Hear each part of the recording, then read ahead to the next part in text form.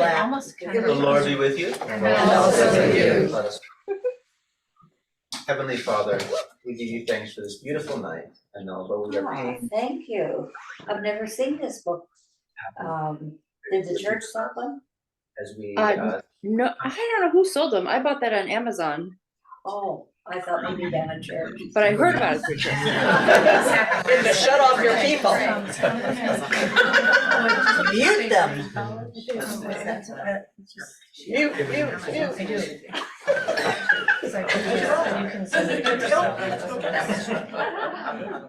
Everybody. There we go. Hello, hello.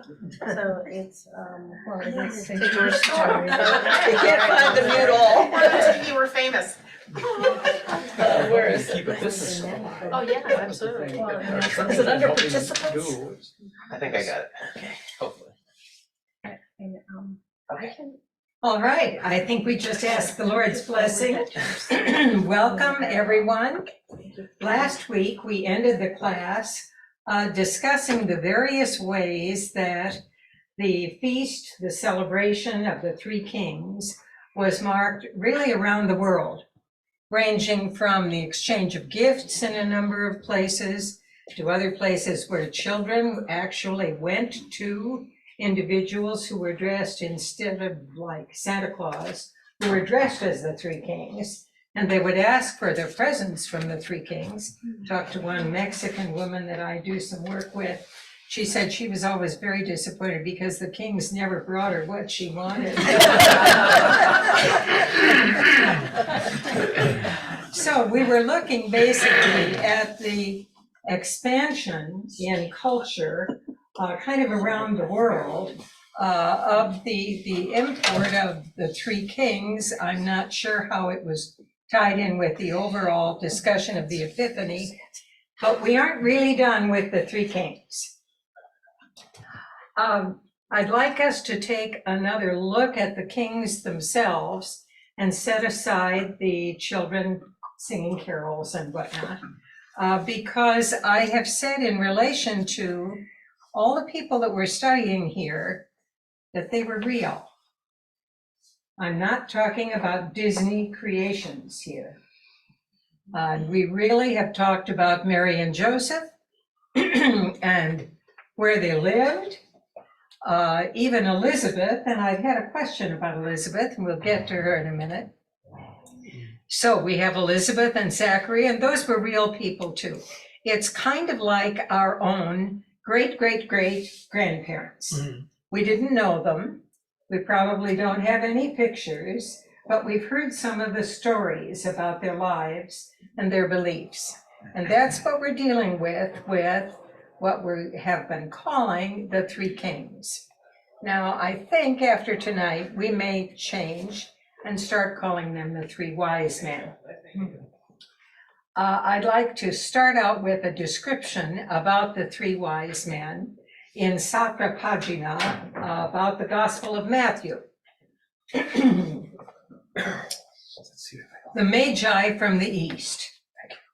The term Magi originally referred to a group of Persian priests with special claims to interpret dreams. Here they appear as astrologers/astronomers who looked to the movement of the stars as a guide to major events. Since they do not know where Christ is to be born, they are assumed to be Gentiles. Where in the East they came from is not clear.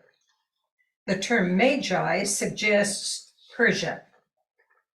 Their practice of astrology indicates Babylon. And the gifts they bring point to Arabia or the Syrian desert. The term Magi has been retained in the translation because the modern alternatives are difficult. Wise men is a little too generic. Kings is inaccurate. And astrologers is confusing for people today. Having said that, I think we want to get an idea of where Persia was then. All right. Now, this is a map of today.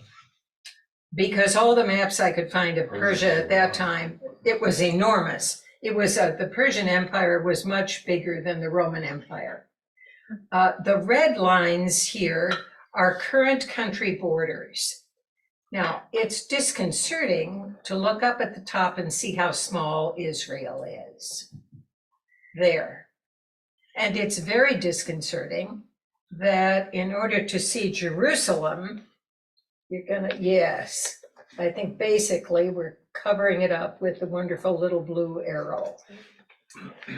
The priests that we're talking about were from Persia, which now is more or less Iran and Iraq. And the blue lines kind of parallel in Iraq are the Tigris and Euphrates rivers. Remember studying those when we had geography? Geography is what they used to teach in some schools. Now,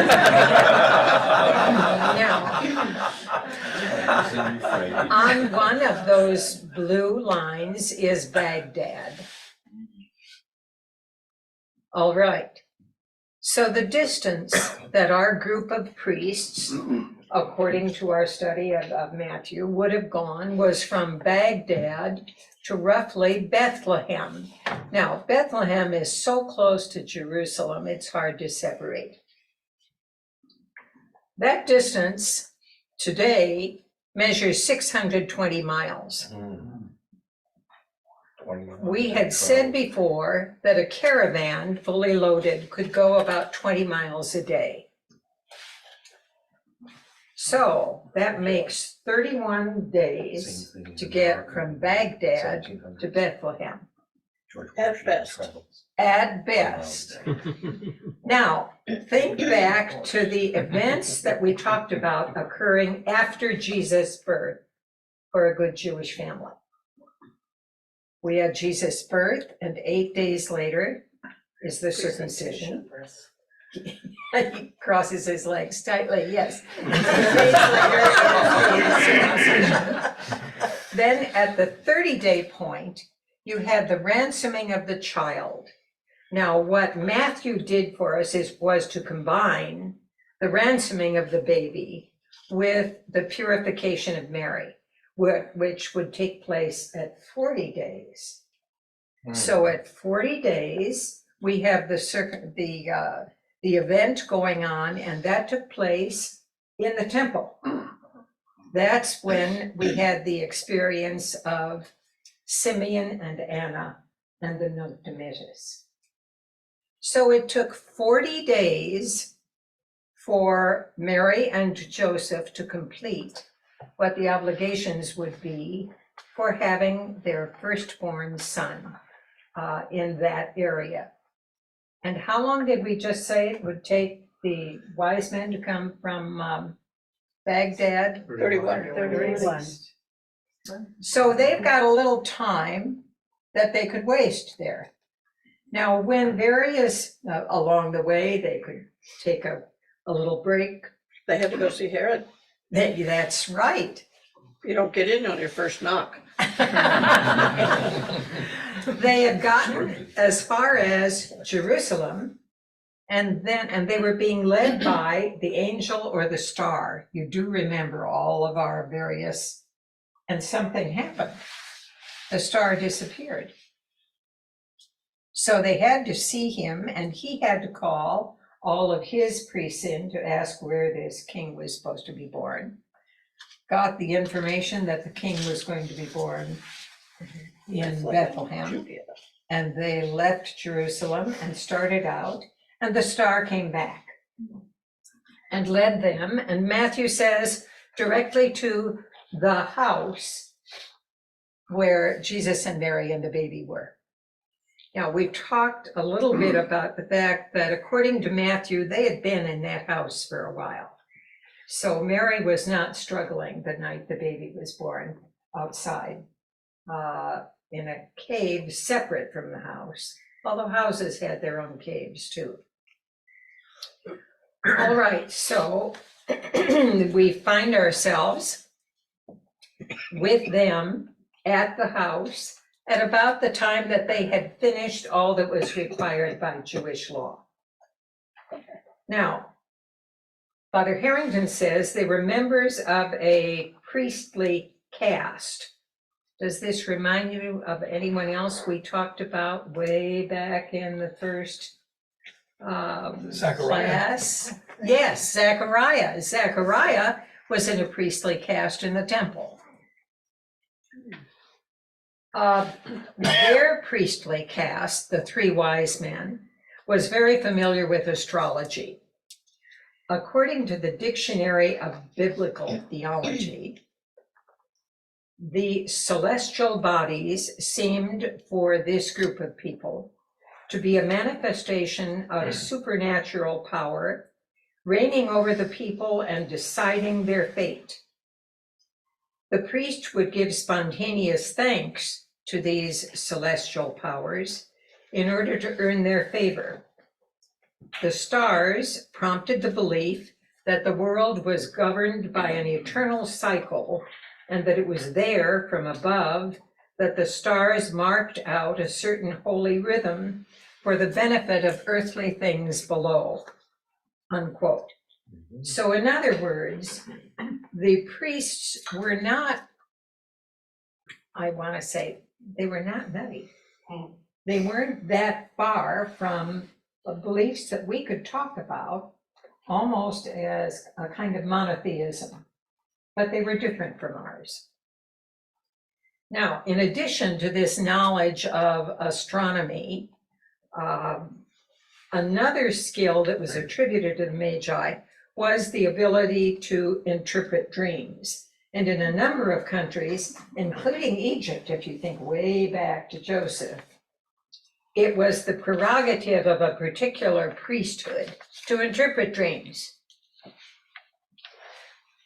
Dreams crop up quite often in the Bible. Usually they're interpreted as a means of transmitting messages from God. In our time, Pope Benedict XVI, no less, wrote a paper on the three men. And the three men of whom Matthew speaks, the Pope says, were not just astronomers. They were, quote, wise.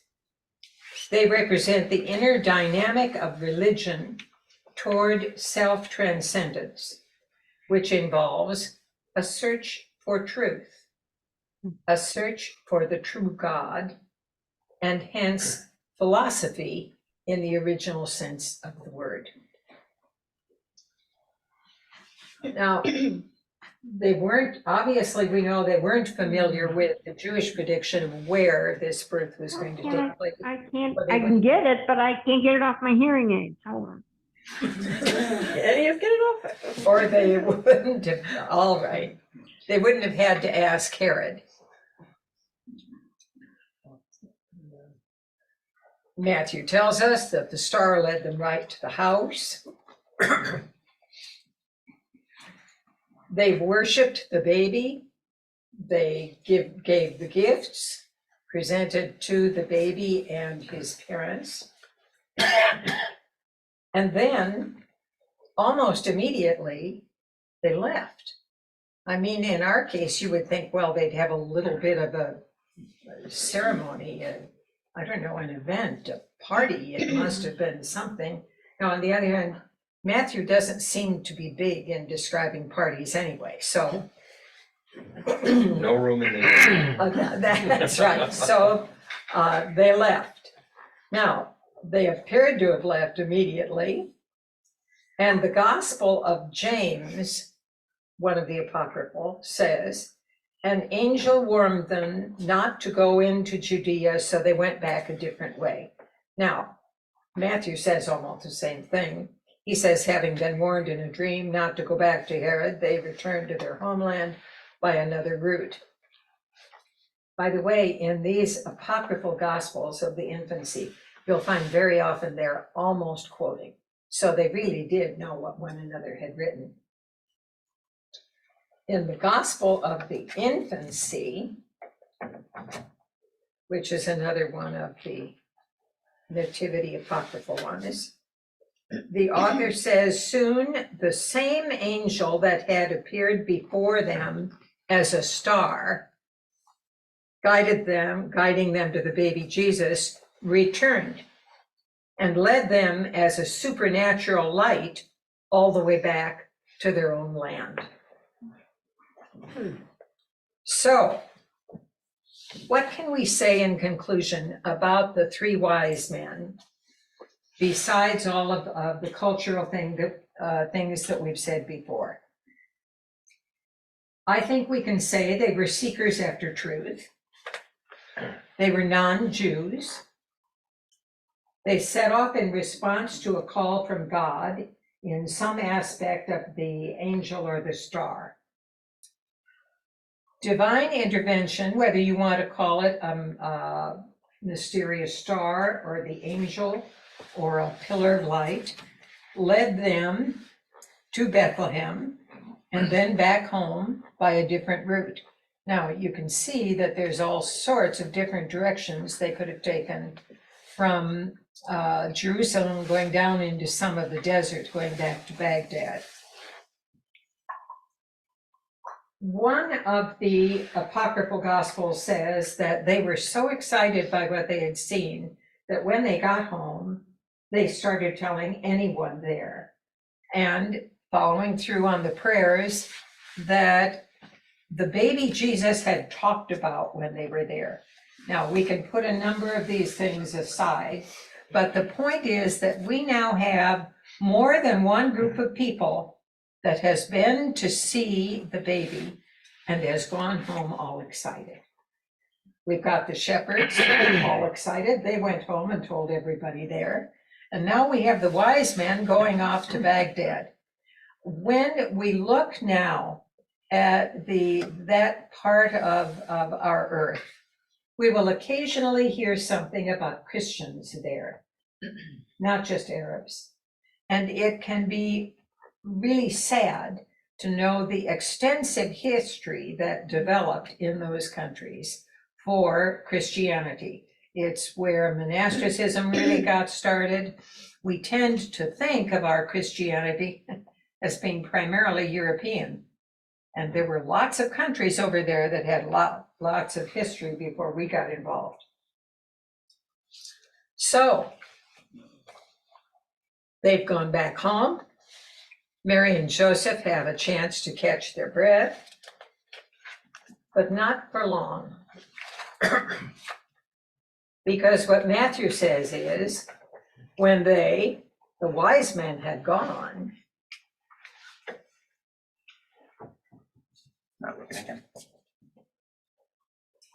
and the angel of the Lord appeared. Thank you. Wearing a Roman collar. The angel of the Lord appeared to Joseph in a dream. Thank you. Get up, he said. Take the child and his mother and escape to Egypt. Stay there until I tell you, for Herod is going to search for the child to kill him. This painting is by Portania, and it's in Del Prado. So what Joseph did, this is really kind of an interesting painting for a number of reasons. Now, bear in mind, how old is Jesus supposedly about this time? Maybe 6 months, or something like 6 weeks, excuse me. That's a good size. 6 weeks. Yeah, he's the same as this little guy. Now, we've got, Bigger. we know that that's Joseph because of the coloring of his cloak that Jesus is resting on, because that's Joseph's gold or orange color. And we've got Mary on the left with her blue. This is the first painting I've seen that kind of had her wearing a scarf, almost a bandana sort of. Gabriel up at the top is in normal form. He looks sort of like a young man, and he definitely has wings. And bare feet. Yes, bare feet. Joseph is younger. If we compare it with our painting over here on the right of Joseph, Joseph over here is a decade or two older with the white beard. I'm really pleased to see in the painting at the left that we've given Joseph the benefit of another decade or two. All right, this is Joseph's second dream. Do you remember what the first was? The first Take Mary. was when, Take Mary, yes, when he said, when the angel met him, when met him in a dream and said, you can go ahead, what Mary is carrying is from God. So this is Joseph's second dream. He will have 4 in all. This is Gabriel's 8th visit Oh my goodness. since we started talking busy about guy. Gabriel. So when I named this course to this year, the angel, it's because Gabriel is there from the beginning all the way. Sometimes he's back in the wings and we don't see him, the wings, so to speak, because he really made me think of the stage manager in the play Archon. But he's always there. All right, Joseph has had a dream that you've got to go to Egypt. This is a Rubens painting, The Flight into Egypt. Joseph gets up in the middle of the night. We know it's Joseph by the color of the cloak and the same of Mary. It's an interesting painting in terms of the fact that all of the source of the light here is the Christ child. There is a moon up in the top right-hand corner, and you see it reflected on a lake down below, but it does not seem to be providing the light itself. And we have 2 angels kind of prodding or pulling. Mary is riding what I think is supposed to be a donkey. And the angel up above is poking the donkey. The angel down below, and you can see some of that angel's wings, is trying to pull him. So they're on their way into Egypt. This was a very long trip. The trip from Bethlehem to the occupied section of the Egyptian Nile Delta is about 260 miles. Just the first part, and it's the first part they would have been worried about, is the part from Bethlehem to the Egyptian border at Rafah. And that's a name that might sound familiar from our news. That city is still there, but it's right on the border. So if they could get as far as Rafah, then they would be safe, because Herod did not have any jurisdiction over the border. There were 2 ways to get there. And it probably would take them 3 or 4 days. The main road, which would have been the easier one, we've talked about Roman roads, and do you remember that all along the Med, you've got the Via Maris, the way of the sea, and that would be the best road and the most heavily trafficked. So they wouldn't have chosen that one. They would have chosen one to stay more off the beaten path, so to speak. Some scholars think that this part of their journey, they probably could have joined up with a small caravan, because going into the desert was very dangerous. There is a book of directions to Roman soldiers indicating that the oppressive heat, lack of water, and danger of bandits makes it advisable not to cross the desert alone. Some of those Roman soldiers claimed that they were more worried about the desert than about the battles ahead. But in any event, one way or another, Mary and Joseph are on the way to Egypt. somewhere along in here, Matthew must have, Matthew says that Herod came too. And Herod figured out that he had been stood up.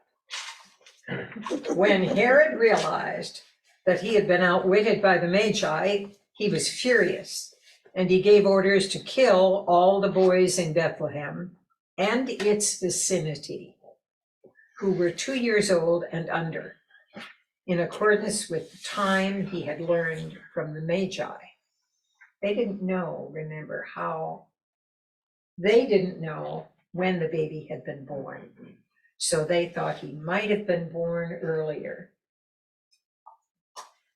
2 years old and under, and in accordance with the time he had learned from the Magi. Then what was said through the prophet Jeremiah was fulfilled. A voice is heard in Ramah, weeping and great mourning, Rachel weeping for her children and refusing to be comforted because they are no more.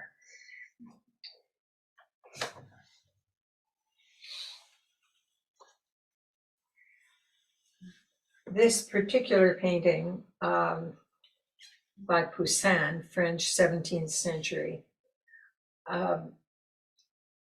it's as realistic as anything I think I wanted to show. And I don't know if you can see, but the mother's hand is over the child's mouth, so he can't cry out. There's discussion in a number of places about was this real? Because it wasn't written in a number of the history books in terms of things that Herod would have done.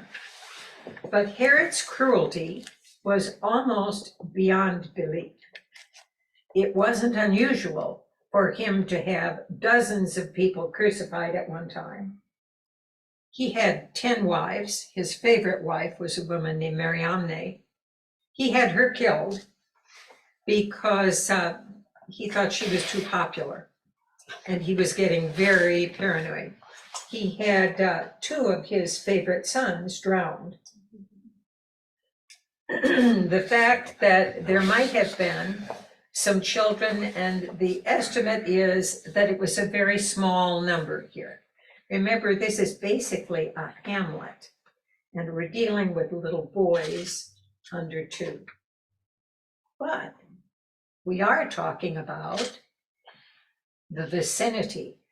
And the reason I emphasize the vicinity, it's Bethlehem and the vicinity, is because, do you remember where Elizabeth and Zachary lived? They lived in Ein Karim, which is in between Bethlehem and Jerusalem. It's really all one town now. At the time, it was a walk of maybe 2 miles, maybe at most 3. They were definitely in the vicinity. And how old would John have been? John would have been about 6 months older than Jesus. So he would have fit right in the category. This is the Church of the Visitation in Ein Karim, and you can see that there's a mosaic up on the top of Mary on a donkey coming to visit Elizabeth. The reason that I've got this here is, first of all, to show you that it's real right now. And if you go over there, I'm sure you've seen this, or you could have. There's a lot to see. But in the lower level of that church is this rock. And up above it, the Latin that goes around says that behind this rock, Elizabeth hid John.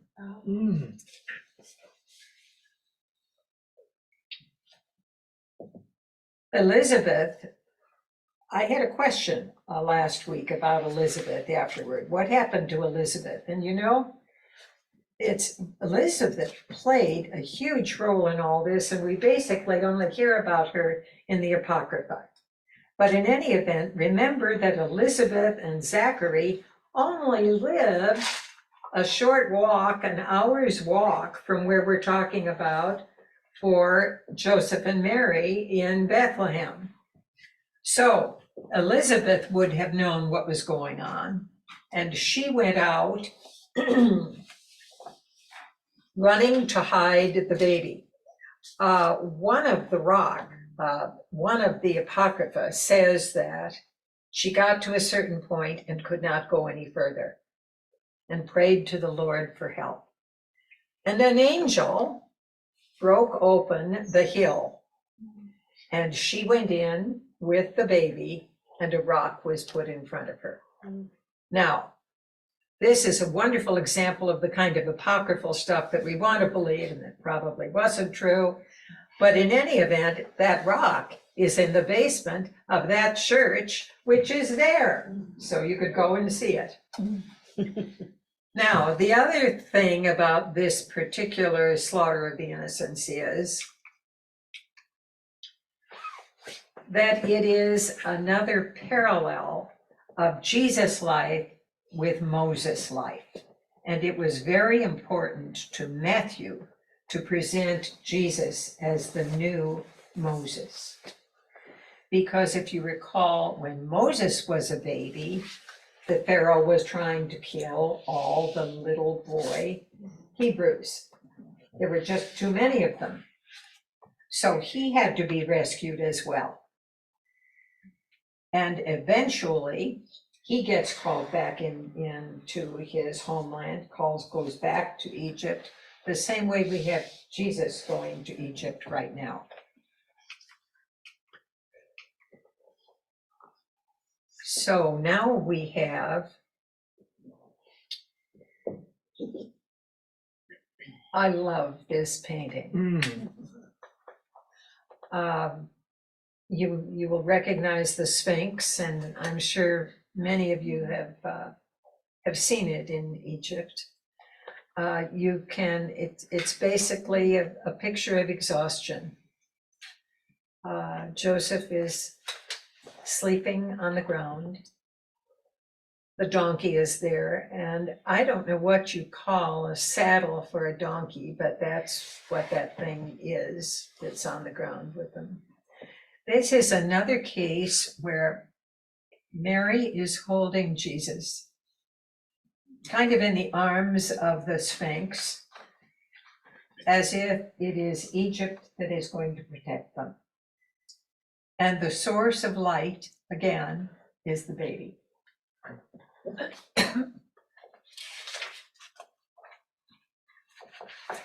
Having gotten this far,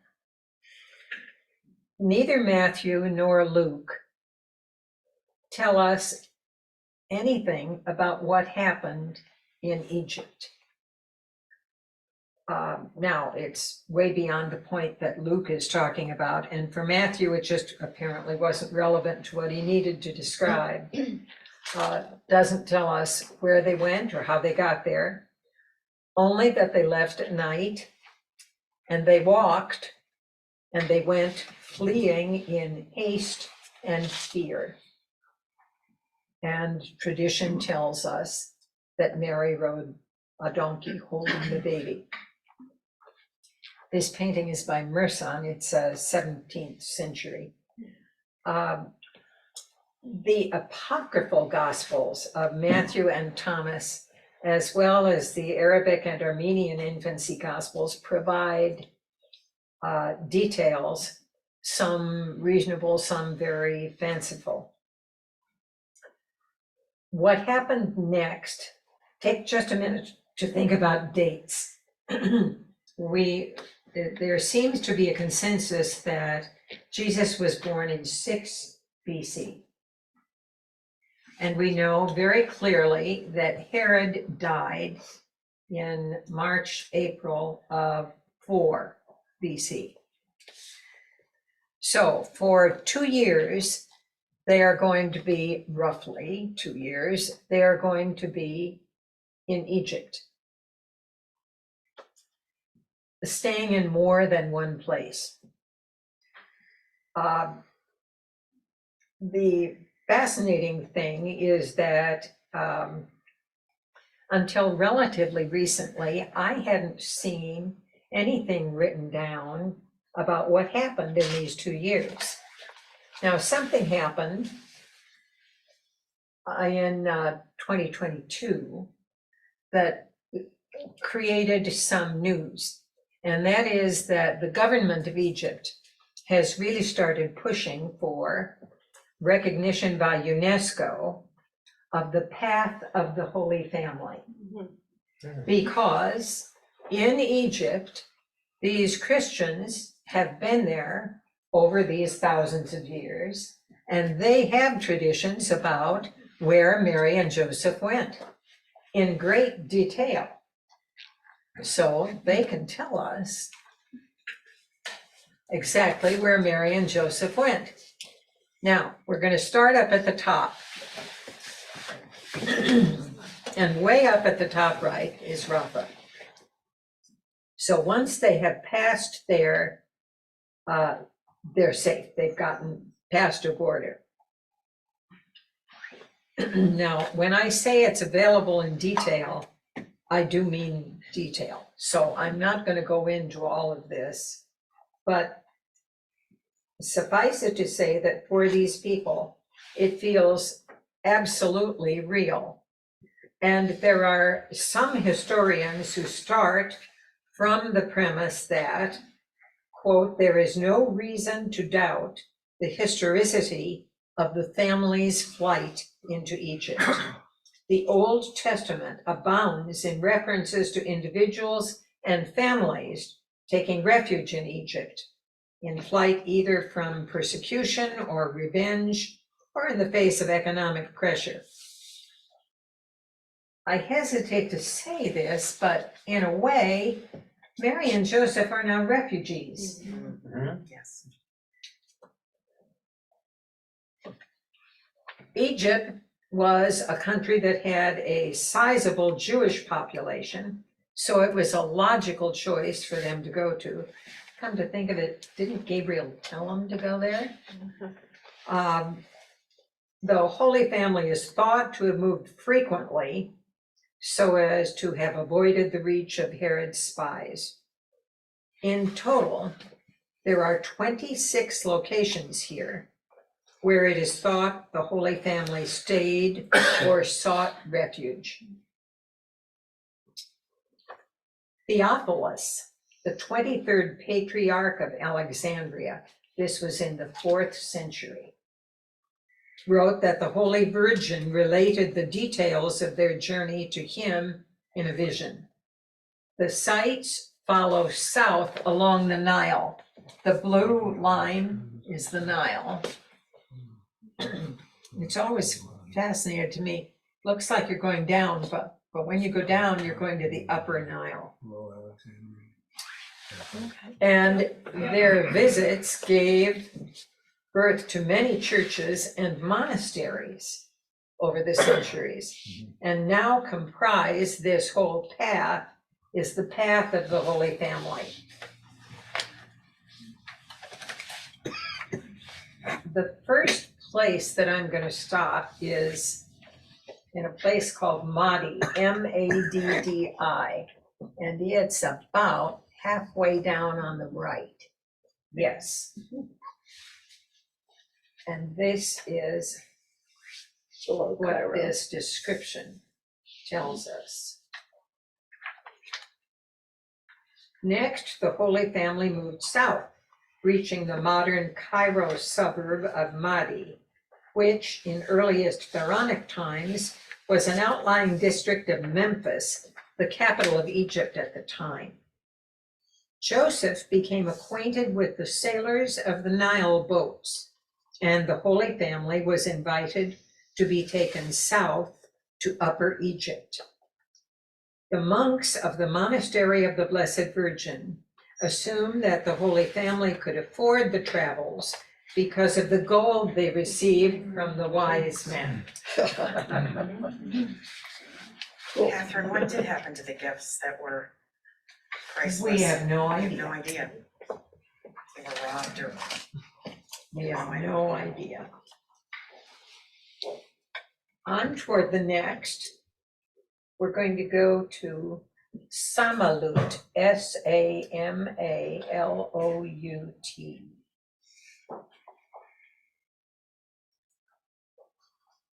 On toward the south, they went to Samalut and crossed the Nile again from that town to the spot on the east bank of the river where the monastery of the Virgin now stands, east of Samalut.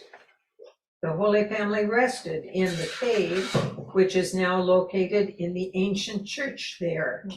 It is also called Palm Mountain. And finally, we're going to go to Kurskalm, which I believe is all the way down at the bottom. Mount Qussqam. Now it was time for the Holy Family to set out for what is arguably the most meaningful destination of all in the land of Egypt, the place where there would be an altar to the Lord in the midst of the land of Egypt. The monastery of Al-Mo'arak was built around the area where the Holy Family remained just over 6 months.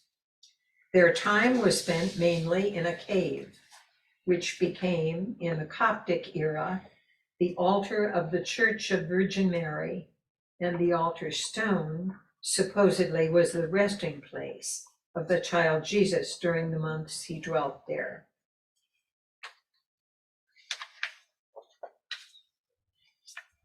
While they were there, that is in this last place, the angel Gabriel appeared again.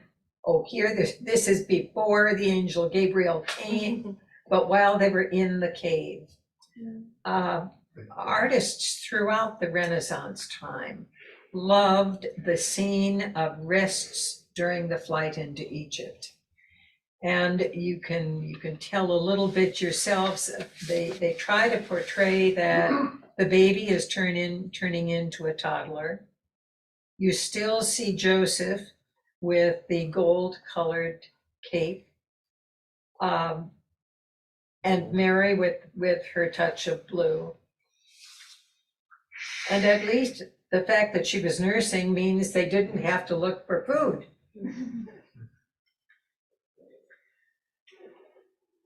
While they were there, Gabriel appeared again to Joseph.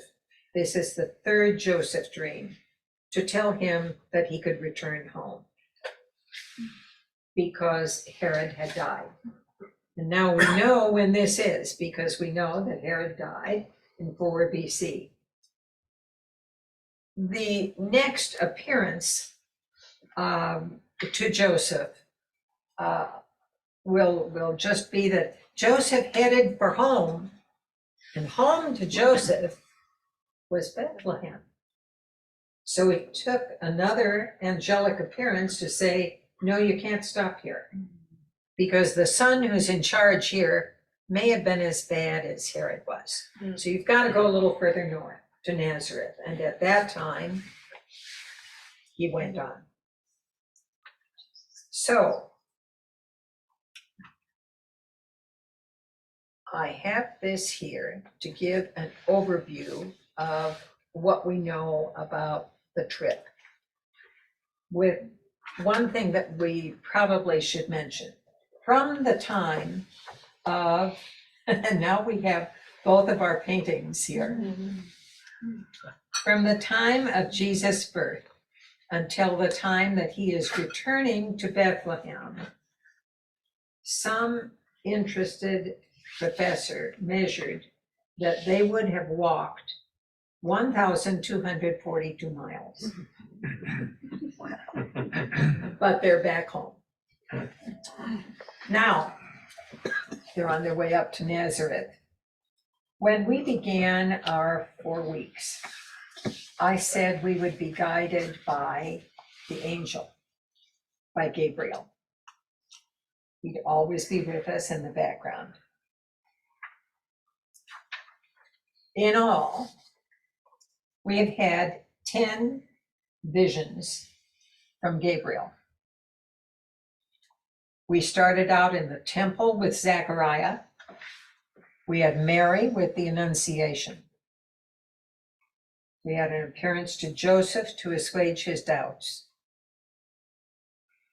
We had a wonderful appearance to the shepherds, where not only did we have Gabriel, but we had the whole group of them then singing. Number 5 was leading the Magi to Jerusalem. Number 6 was picking them up after Jerusalem to go to Bethlehem. Number 7 was to the Magi to go home a different way. Number 8 was to Joseph to go to Egypt. Number 9 was to Joseph to leave Egypt. And number 10 was to go to Nazareth. Now, at the beginning, I suggested to you that I think there were 2 more. There should be 12. Good. And Joe, are you back there? Is Joe still with us? This Joe? There's Joe. Joe, you're the one who asked me about Elizabeth a while ago.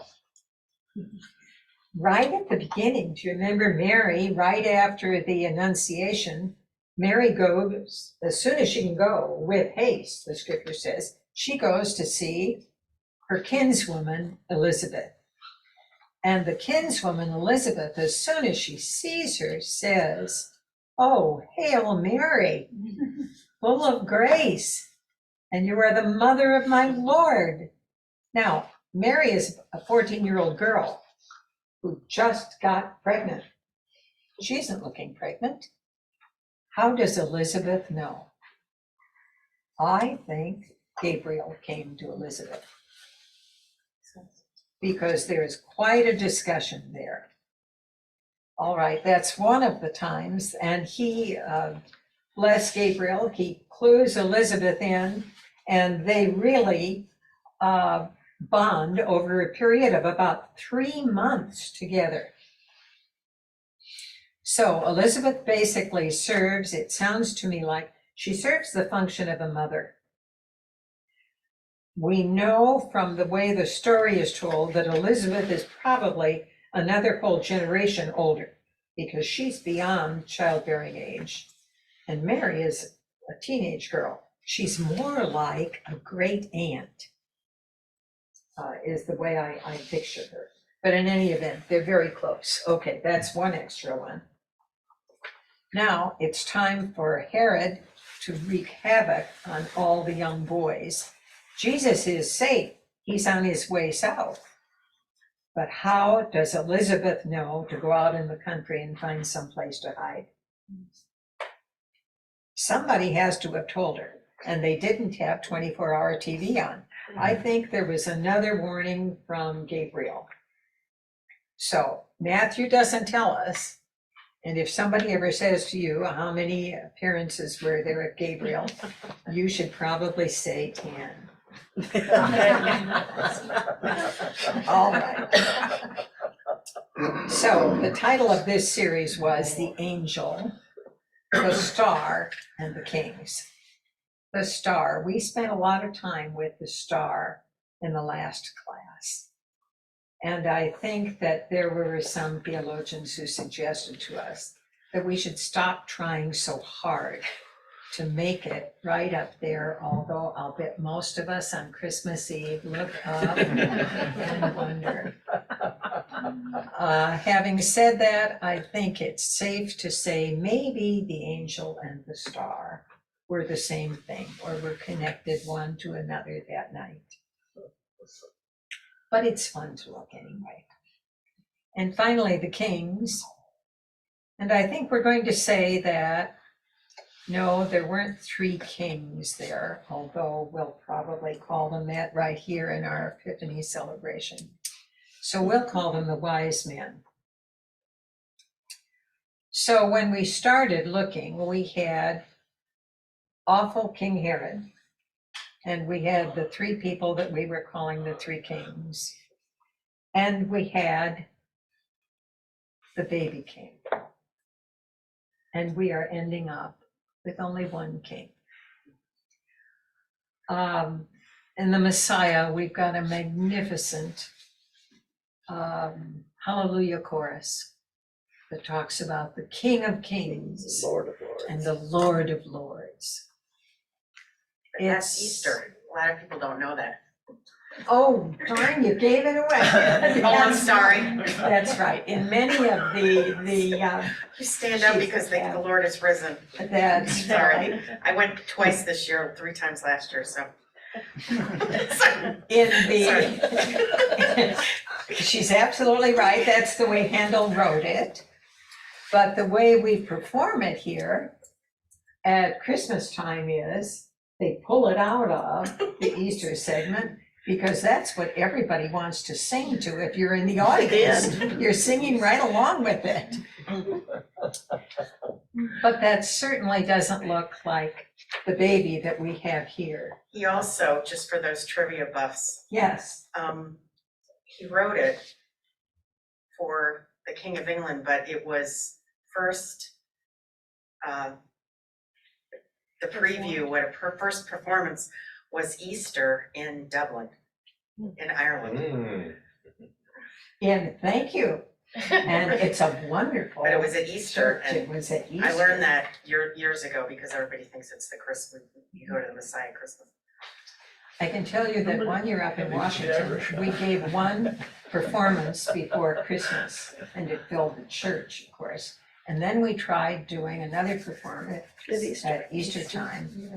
We couldn't fill anything. Because everybody thinks, well, you know, Well, the tradition of standing for the, was because the King of England stood when it Yes. was, Correct. you know, and I guess that's He the, stood and then everybody else did, yes, correct. yes. so we are left right now with one king, with the only king who matters.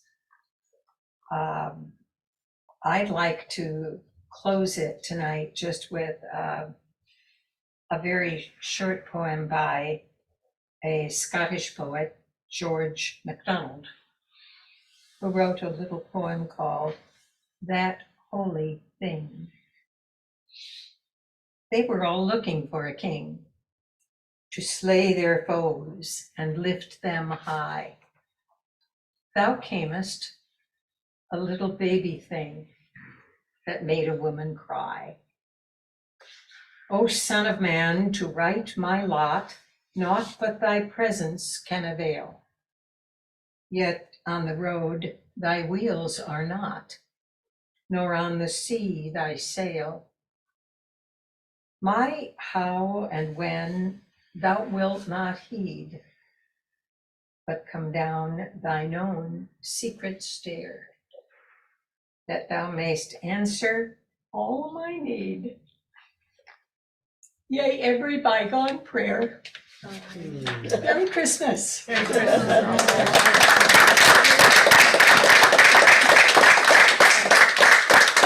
you, Kathryn. Wow, wow, wow. You're amazing. Would Herod have allowed magi or wise men to visit him? Or is that where the king part comes in, that he's the kings, he would grant an audience to kings, but you wonder if he'd grant an audience to wise men. That's a very good point. I think, you know, what legend tells us is that the kings were beautifully dressed. They had some kind of financial assets. Mhm. So he would have granted them some kind of audience just to avoid trouble. The legends that are told around, I don't know if any of you have read the story of the Other Wise Man, Henry Van Dyke. Wonderful book, short, worth a read. And the stories that are told indicate that they were dressed in unusual garb So they were creating a to-do just by their visit to Jerusalem. Those and then pants in that they one, in thought- that one picture were enough to create a to-do. Yes, you remember the mosaic that we showed of the Yep. 6th century? With the Yes, pants. they were really interesting pants. So Herod could just have wanted to see them anyway, what was creating the to-do. And they thought that Herod would know where this other new king would be born. I think Herod would have seen him out of curiosity, and then he thought he could get them to hunt this new thing up and report back. And when they didn't report back, he was unhappy. Kathryn, you addressed this, or touched on it, but bringing, and this came up in the Christmas concerts this weekend, but the ox, the ass, the camel, but bringing the animals into the manger, this scenario, was that more of a medieval or Renaissance thing, or was that always discussed in the gospel that the animals were part of they were attracted to the Christ child? Neither Matthew nor Luke has an ox and an ass. The Gospel of James, or the Proto-Evangelium of James, which was written in the 2nd century, introduces the animals. And it's fine. And of course, we've got, it was 1,000 years later when Francis of Assisi started the creche. And when he started the creche, it was live. So they began to add some animals there. And it was very popular right from the beginning. As a matter of fact, there was a question, gee, would the Pope approve this? And yes, the Pope decided it was all right. But that's where those animals started. Now, the camels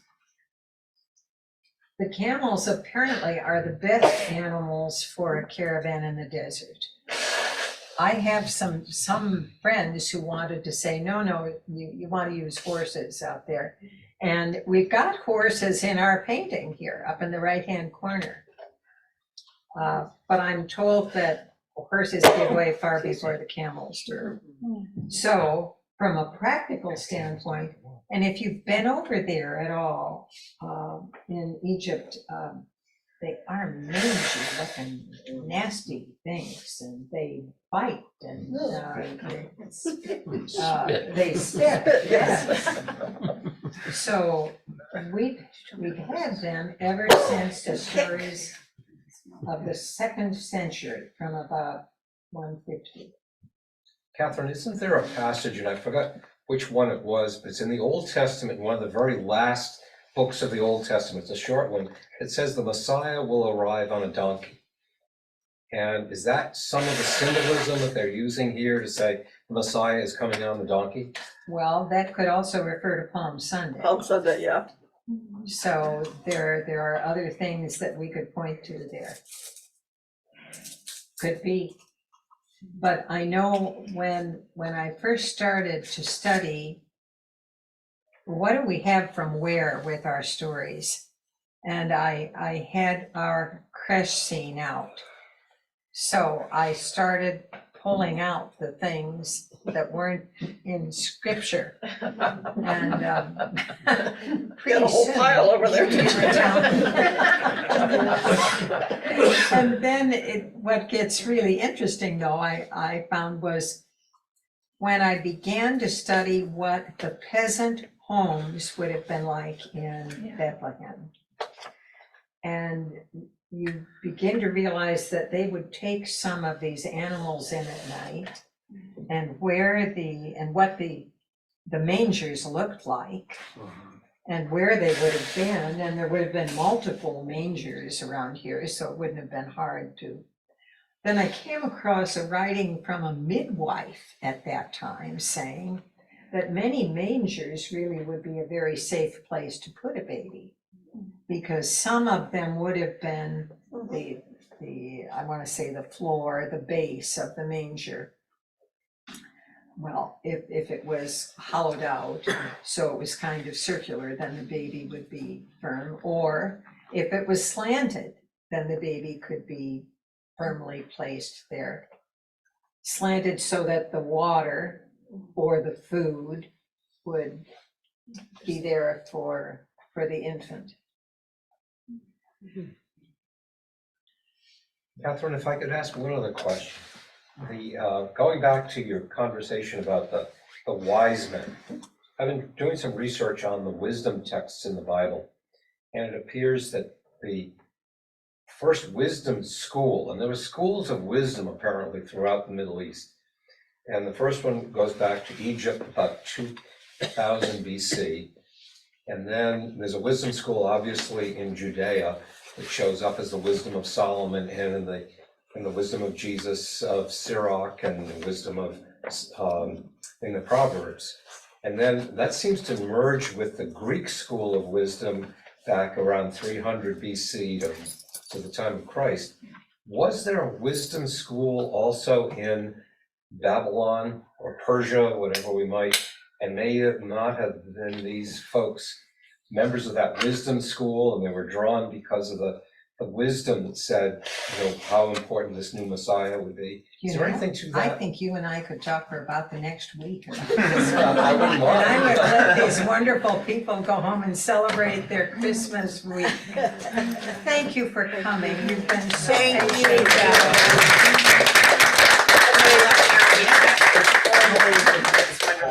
And just by way of announcement, there are two weeks off for the Thursday night event. So we'll be taking this week after Christmas and the week after New Year's off, and then we'll be back. I think it's the 11th of January. We'll start up again. So thanks for that. Merry Christmas.